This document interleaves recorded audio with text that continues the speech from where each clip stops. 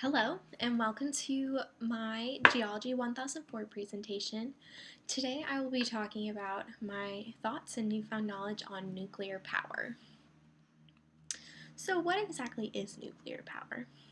Nuclear power falls under the category of a non-renewable resource.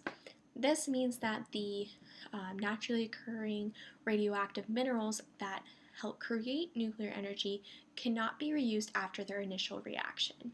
Some researchers define nuclear power as a sustainable energy source.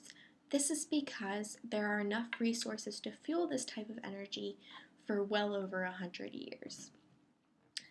Now, even though nuclear power is a non-renewable energy source, it can create a ton of power. By splitting the atoms of the element uranium, we create heat, and that is used to generate electricity.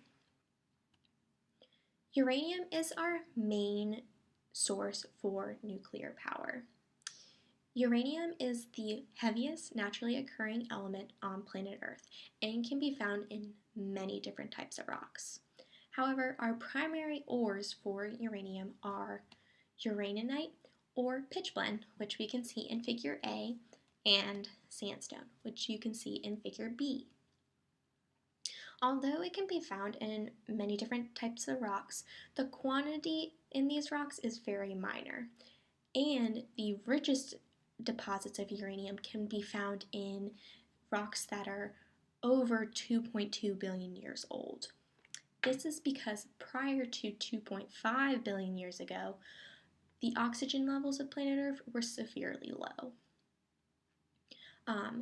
This made weathered uranium very difficult to dissolve, and thus the uranium accumulated in large amounts over time. Although, again, uranium can be found in a wide variety of rocks, certain countries lead in uranium reserves. For example, Australia houses roughly 1/3 of the world's uranium.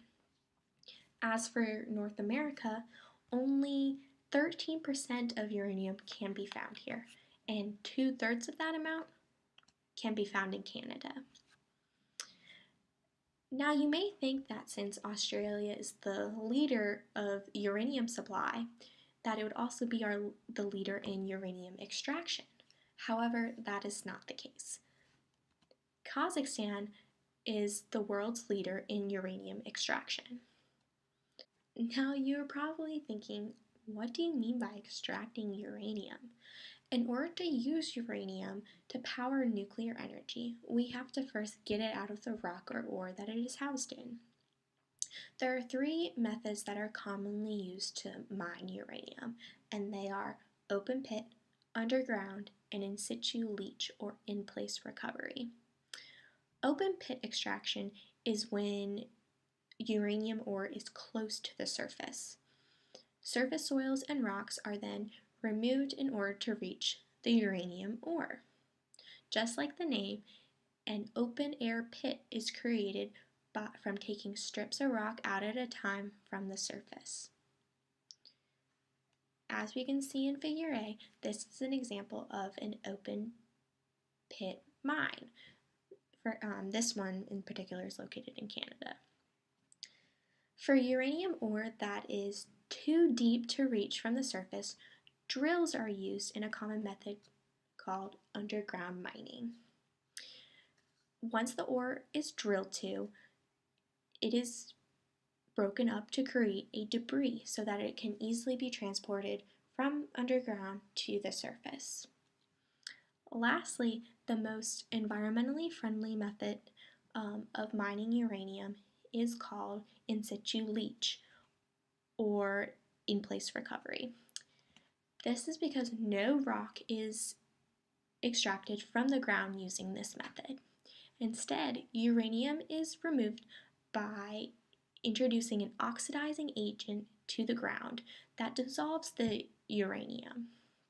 This new made oxidizing agent / uranium solution is then pumped back up through water back up to the surface.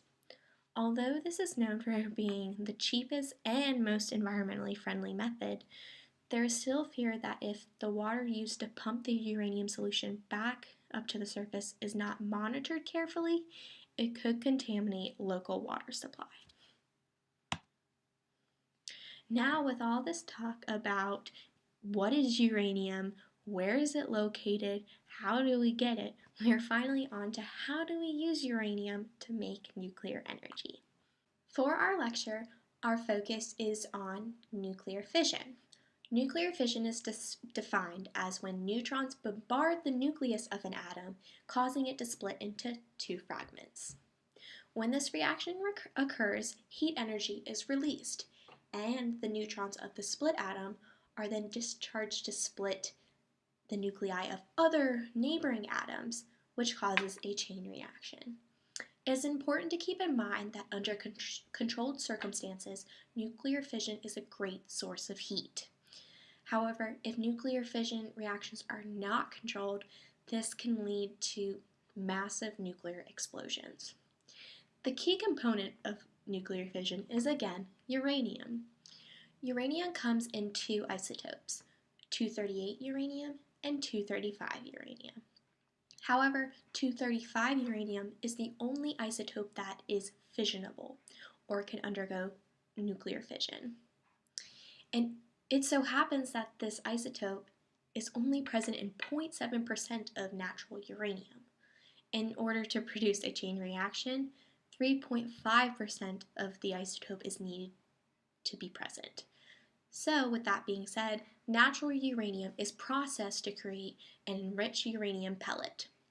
These pellets are then turned into fuel rods, which are then placed in reactor cores of nuclear power reactors. Now, there are two types of reactors that house the nuclear fission process. The most common North American reactor is the light water reactor. This reactor uses regular water to control the nuclear reaction, as well as to extract the heat, which is produced through nuclear fission. How it works is the fuel rods start the chain reaction. As the neutrons are released, heat is generated, causing the water to circulate throughout the reactor vessel. The new heat is then pumped through the exchanger to create steam. That steam is then used to spin the turbines that turn on the electrical generator. Our second type of reactor is called a breeder reactor.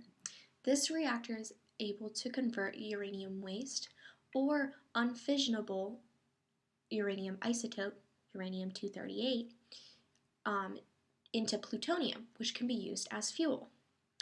Some of the positives that come out of this reactor option are that it actually produces more fuel than is required to run it. It is also cheaper and more economical, and it only needs about 1/100th of the power used for the light water reactor. Now you're probably thinking, well then why don't we just use this one? The major setbacks of the breeder reactor are that since it uses plutonium, it's highly toxic. Also, this reactor is used to create nuclear weapons.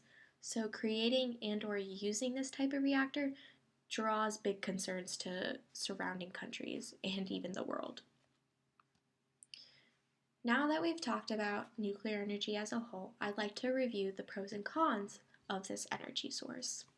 Starting with an economic standpoint, a great advantage of nuclear energy is that it is cheap from multiple perspectives. Since uranium is an abundant element, the cost of the mineral to create the energy source is inexpensive. Also, when comparing to other energy sources, 1 ton of nuclear fuel is the same amount, supplies the same amount of power as 20,000 tons of coal. And get this, at half the price. Another advantage to nuclear power is that it's known for being a clean energy source. This means that little to no gases are emitted into our atmosphere. Nuclear energy has also been described as having no effects on climate change. As for disadvantages, nuclear energy has quite a few. but most of them are related to fear. Many people fear for the safety of the power source since there have been 2 serious explosions in recent history from nuclear power plants. For example, 3 Mile Island in Pennsylvania and in Chernobyl, Soviet Russia. Specifically in the case of Chernobyl, 32 people died in the first few months of the explosion due to radiation, as well as 4,000 people were known to suffer from thyroid cancer due to living in surrounding regions of the nuclear power plant and were exposed to radiation. Not only does the fear of explosions cause people to question nuclear energy, it is also the idea that nuclear energy can fuel acts of terrorism through nuclear weapons. Lastly, many people fear of the mishandling of radioactive waste that comes from nuclear power. In summary to this lecture about nuclear energy, we learned the definition of nuclear energy, which in short is the splitting of uranium atoms through a process called nuclear fission. We then talked more in detail about the element uranium and what type of rocks it's found in, where in the world it is found, and how can we access it. After going more in detail about the process of nuclear fission, we then talked about the reactor types that house the nuclear fission process. Lastly, we closed about the advantages and disadvantages to this nuclear power source. Thank you for watching my presentation on nuclear energy.